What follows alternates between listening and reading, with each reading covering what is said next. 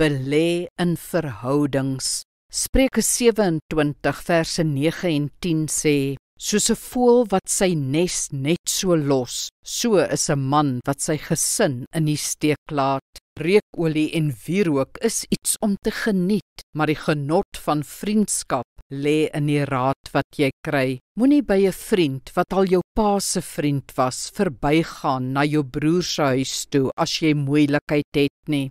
'n Buurman wat naby is meer werd as 'n broer wat ver is.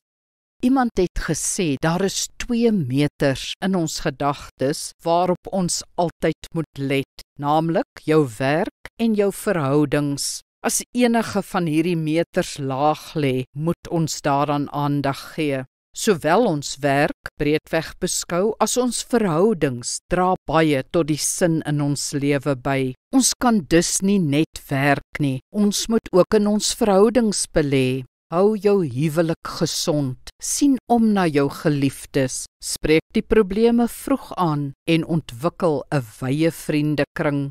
Wees 'n gesinsmens, 'n gemeentelid, deel van die gemeenskap. Koester en ontwikkel jou verhoudings. Weet jy wat? Uiteindelik sal die werk vergaan, maar die verhoudings bly staan. Dit alles beteken dat ek en jy sal moet leer om 'n streep onder ons werk te trek. Die lewe is meer as net werk. Die lewe gebeur veral in verhouding.